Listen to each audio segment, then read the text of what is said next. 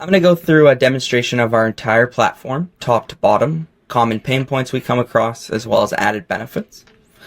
When you open up an account with Vault, by default, we give you access to these 4 local bank accounts. Each of them are held at a federally regulated financial institution in the country of that currency. So your CAD account is held in Vancouver. It's in your business's name. You get an account number, a transit number, as well as an institution number. Exactly the same as any of the big 5 bank accounts your business might open up.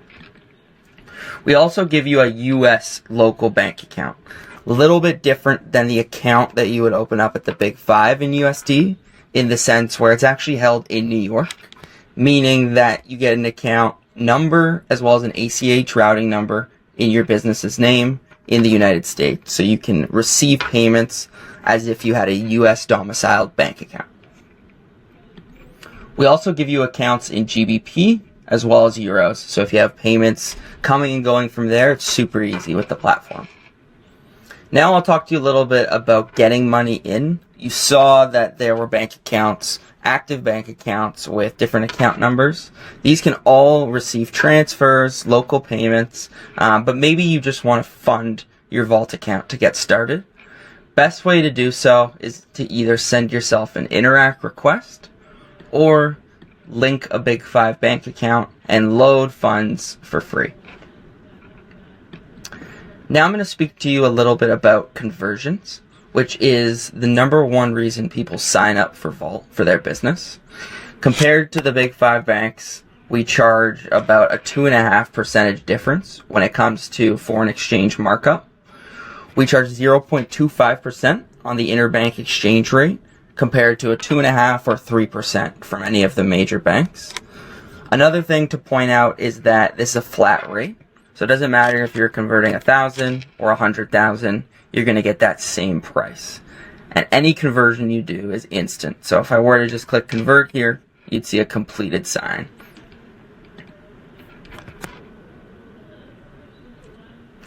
Now I'm going to speak to you a little bit about our transfers. So sending payments domestically or globally. There's a lot to get into here, so let's just start with setting up vendors and contractors. One of the common pain points at the bank is maybe you have to go in and tell them the details of your vendor in person almost every single time. So here you can actually save vendors and contractors. You'll see I have my own bank account set up, both the CAD and the USD account. I have Canadian vendors, European vendors, but let's see what it actually looks like to send a payment to one of these vendors.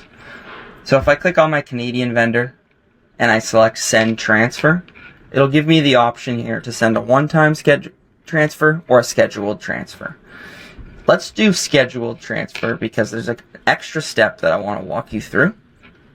Now I'll select EFT and you'll notice it's free. So compared to the $40 fee you might have to pay at the bank, significant savings there. I just spoke a little bit about conversions, and this is the second place where a conversion might take place. Maybe you only hold USD in Vault, but you need to send a CAD payment. You'll see that same conversion rate of 0.25% right here, and the money that will be leaving the account in USD. So super easy to send Canadian payment if you only hold USD. The other option here is if you only hold CAD, and you need to send $1,000 CAD, the transfer will actually be entirely free. The payment will also deliver either same day or next business day, depending on the time of day you send it. If I just click continue here, since we selected a scheduled transfer, now we're going to decide when we want this payment to go out. Maybe it's due next Friday, and it's only going to go out one time, so we'll just click continue here. Add an invoice if we have one. Click continue. Enter an invoice number. And maybe we want to make sure that our recipient receives a notification when the money has been sent. Then we would go ahead and schedule the transfer. And if we just go back to our scheduled payments here, you'll see that our $1,000 payment scheduled for next Friday will go out as scheduled.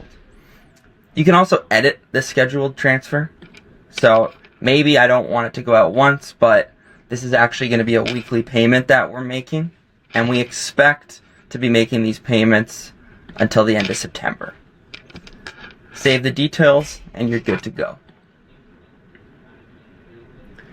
Now I'm going to get into one of the more complex areas of the platform, which is actually setting up rules for transfers. Maybe you have junior finance folks on your side who set up these payments for you and you just need to click approve, or it needs to go through a specific workflow. Jack is the junior finance associate on our side, and every payment he makes from $0 to 10 million needs to be approved. So you'll see this transfer has been requested by Jack. It's been approved by an administrator on our side, and now as an owner of the business, I need to make sure all is good, the invoice number checks out, the exchange rate is fine, and I can go ahead and approve the payment. Many different types of transfer rules you can set up, but we'll leave it at that for now. Next, I'll head over to Invoices. What you're able to do is actually invoice your customers in multiple currencies through Vault so that they know where to now send the funds after you've opened up a bank account with us. All I'll do is I'll go ahead and I'll click create an invoice, and maybe I'm just starting out with the system, so I need to create a new customer. Let's say this is US Business 456, and the billing associate or the billing analyst for that business' email address is leo+456@trivault.com. We'll save that. Now we're going to be invoicing in USD, but if this was another customer, you could select a different vendor. So let's keep it at USD. The invoice number, to keep things simple, is 49s. We need to be paid on the 1st of August.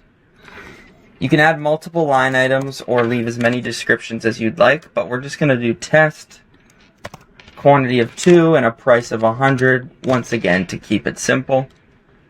Here's the name, the GST, HST number that will appear on the invoice. I'll review the details, and what I've now done is I've created this invoice, which my customer will receive via email. So they'll know where to send the funds, if they're going to send a wire or a Fed wire. Super easy to migrate your customers over to a new account. Once that invoice has actually went out, and let's say it's August 1st, and we get a notification from Vault that the payment has come in, this right here will actually set as paid, and your funds will have landed in the USD account. Next, let's move over to cards and expense management. The card acts as a credit card, meaning it can be received by all merchants and vendors and used internationally, however operates like a multi-currency debit card, meaning you need funds in the account, and we will match the transaction currency with the currency balance, removing FX fees wherever possible. The last exciting piece about the card is you receive 1% cash back deposited into your Canadian account on the 5th of every month. Now let's set up a couple cards and show you how it works. They can be physical or virtual, and you can set up as many as you'd like.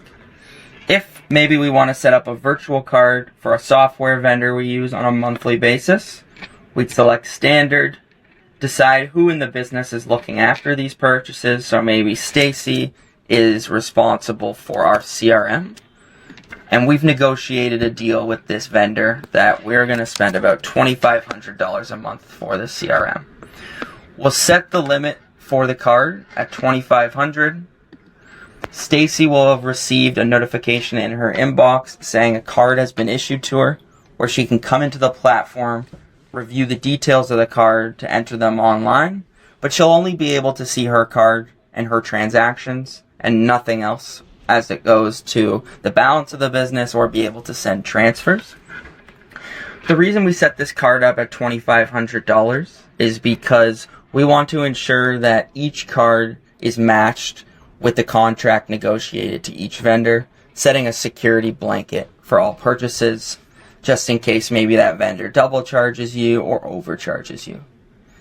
At any time, if we renegotiate with this vendor, we can increase the limit of the card, Or if we decide to no longer use this vendor, we can go ahead and delete the card.